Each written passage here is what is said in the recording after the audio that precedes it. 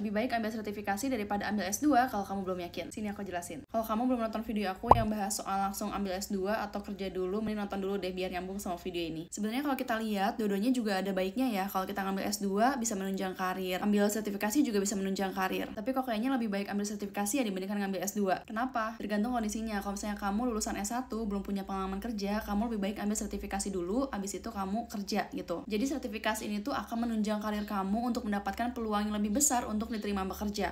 Karena kalau kita lihat kandidat zaman sekarang ini ya, banyak calon-calon karyawan itu yang bagus-bagus gitu ya. Jadi kalau misalnya kamu punya sertifikasi, kamu tuh bakal lebih menonjol dibandingkan mereka-mereka yang mungkin tidak punya sertifikasi. Ataupun mungkin buat mereka yang punya pengalaman kerja, kamu mungkin bisa lebih menonjol juga kalau kamu punya sertifikasi. Tapi kalau memang kondisinya kamu mau fokus ambil profesi, mau fokus di bidang akademik untuk jadi peneliti misalnya, kamu bagusnya ya langsung ambil S2, baru setelah itu kamu ambil sertifikasi-sertifikasi yang memang mendukung profesi kamu itu. Jadi kalau misalnya kondisinya kalian baru lulus S1 nih, terus kalian tuh nganggurnya lama, dan kalian tuh mikir kayaknya daripada gabut, mending ambil S2 deh. Nah, yang kondisi kayak gitu, kalau menurut aku lebih baik ambil sertifikasi. Kenapa? Balik lagi di video aku yang sebelumnya ya. Kalau kalian ngambil S2, perusahaan akan mempertimbangkan gaji kalian yang dimana kayaknya S2 tuh akan lebih tinggi deh. Jadinya ya perusahaan itu akan mempertimbangkan di awal, ya duh kayaknya nggak akan ngambil S2 deh karena gajinya bakal lebih tinggi.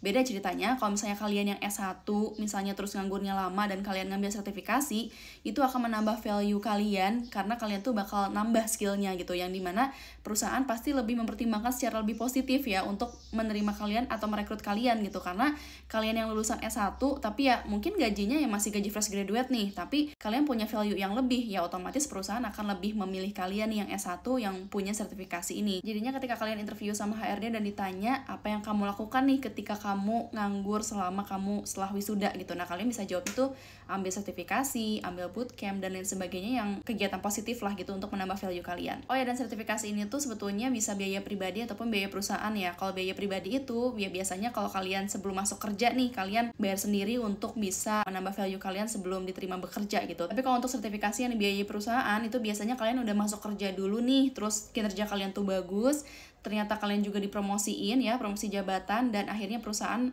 memberikan mungkin biaya atau budget untuk kalian untuk mengambil sertifikasi untuk menambah skill kalian juga, yang dimana tentunya untuk menguntungkan si perusahaan itu sendiri gitu. Bahkan S2 aja tuh bisa dibiayai sama perusahaan kalau misalkan kalian tuh memang karyawan teladan atau memang perusahaan itu butuh kalian untuk di posisi tertentu ya, yang dimana biar kalian tuh meningkat gitu skillnya. Jadi sebenarnya bagus ya ambil dua-duanya sertifikasi dengan S2. Cuman kalau di Indonesia saat ini kondisinya adalah kalau perusahaan itu masih mempertimbangkan secara mungkin negatif ya untuk yang lulusan S2, karena harusnya dibayar lebih tinggi gajinya gitu dibandingkan yang S1 tapi lebih punya value dari segi sertifikasi ataupun mungkin punya pengalaman magang ataupun pengalaman kerja lainnya. Jadi semuanya balik lagi tergantung kebutuhan kalian. Kalau memang kalian mau ambil S2 itu memang untuk kebutuhan profesi ataupun kebutuhan akademik sebagai dosen dan lain sebagainya gitu ya, kalian otomatis harus langsung ambil S2.